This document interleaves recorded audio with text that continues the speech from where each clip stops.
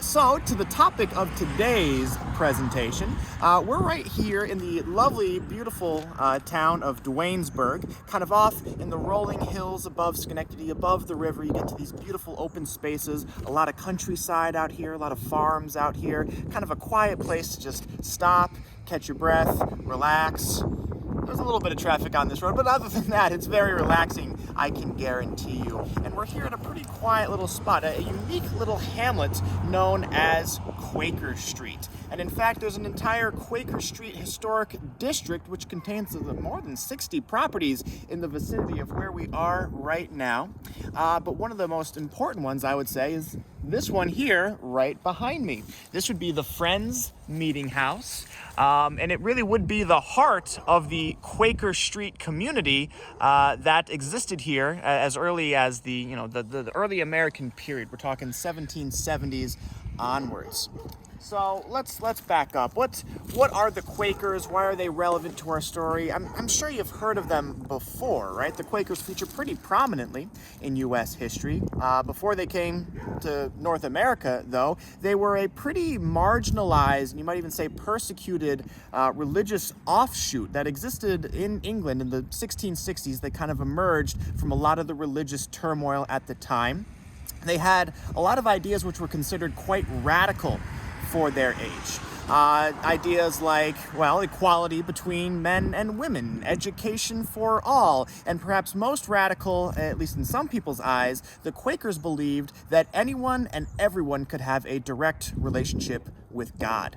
And in a lot of cases, they caught a lot of flack for that. They were persecuted for those pretty radical ideas, so in many cases they had to flee from place to place. I understand they were not well received in Massachusetts. They did find quite a lot of places to go in Pennsylvania. Of course, William Penn, the namesake for Pennsylvania, he was a Quaker, as I understand. So, they did find their place here in America, and this is one place that they did find themselves. If we get to, again, 1765 is when Duanesburg, the town of Duanesburg, the whole area was more or less purchased by one guy, James Duane. He was a pretty rich lawyer. He purchased up this whole tract of land out here. We're talking, thousands and thousands of acres.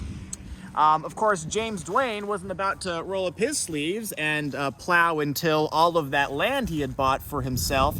So he was perfectly happy to sell and to lease a lot of this land to folks who were willing to farm it. And the Quakers were such people that were willing to come on up from, a lot of these folks were coming from modern day Dutchess County. Folks were coming from Connecticut. Other, groups of Quakers were coming up from those areas. And they purchased this land, some of this land from James Duane, and this particular parcel would be the site they chose for their meeting house.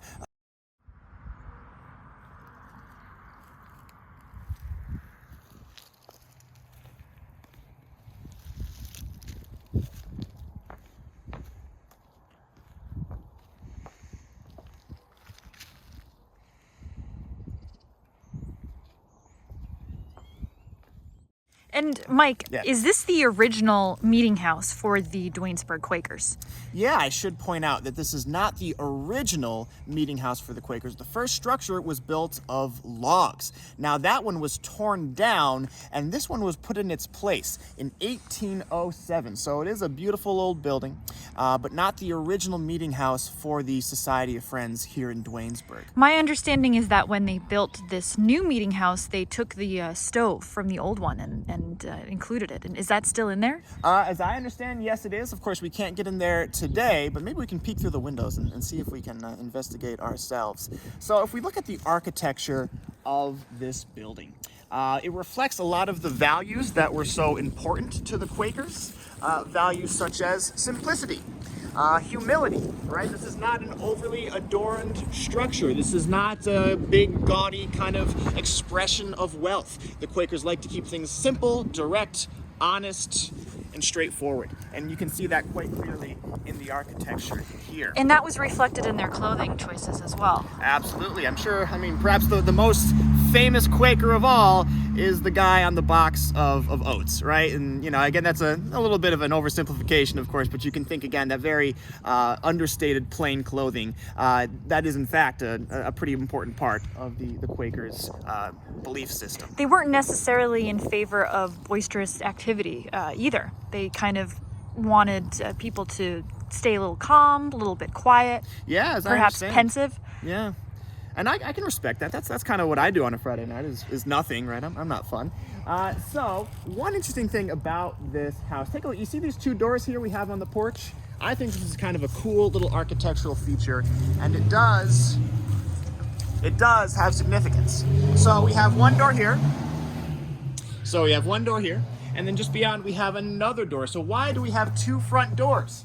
Well, that would be because originally the meetings for the Society of Friends would be segregated by sex. So one of these doors would be for men, one would be for women. I confess, I don't know which one is which, but there would actually be a partition running through the center of this building so that men and women could enter separate entrances and really kind of just have their own space to themselves. This, you can kind of see in there. It's pretty cool. I'm sure that the interior has gone through some revisions over the years. Yes, as I understand from Historic American Building Survey data that I consulted, I do believe the upper floor was kind of open. It was like an open gallery where there would be extra seating space. I think they may have closed off that upper gallery and put in like a proper full floor on that second floor, from my understanding. So, I mean, it's a beautiful little spot just to come and relax and think about people who had come before.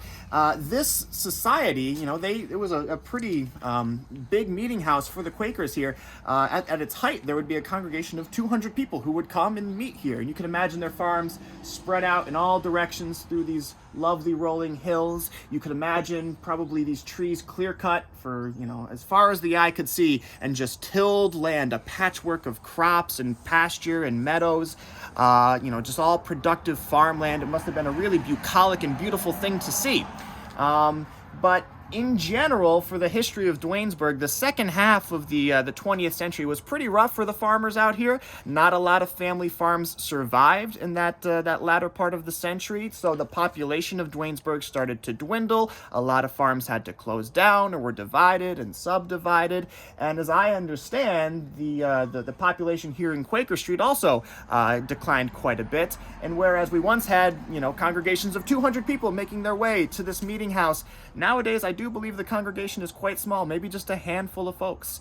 So again, not everything lasts forever, but it's kind of up to us to remember what came before and to celebrate what came before, and this is certainly an important local part of our history. Well, we are lucky that this building still exists, and we hope it continues to exist. And I do think it's interesting that the Quakers perhaps inspired some of the ideals of American democracy. Absolutely. You never really know where, the great patchwork of our nation, a lot of different influences, and the Quakers were certainly pretty important influences here. And what I really love about this, again, it's not just this building. Remember, it's a whole historic district here. You can drive down through was that Route 7 over there? I think that's Route 7. And you can just take in all of this architecture. It kind of just wears its history plainly on its sleeve. Again, it's not something that necessarily that there are big festivals or things to showcase it. But nevertheless, you can come and just take in the sights from the roadway as you take a nice leisurely drive through our county, Schenectady County. And we should point out that Duanesburg has a brand new historical center, and I imagine they are welcome to visitors and researchers. Oh, yeah. And like Mike said, this is a great spot to come out with your bicycle or your car and just enjoy the weather, the sun, and the beautiful architecture. Yeah. We'll definitely be back with more stories from Duanesburg, but this is our first one. Yeah. And if you folks like what we're doing, again, just remember to let us know in the comments, share and like this video, and we'll keep on doing them. As long as you keep liking them, we'll keep doing them. I can promise you that. All right, guys. Thanks so much, and we'll see you next time. Bye-bye.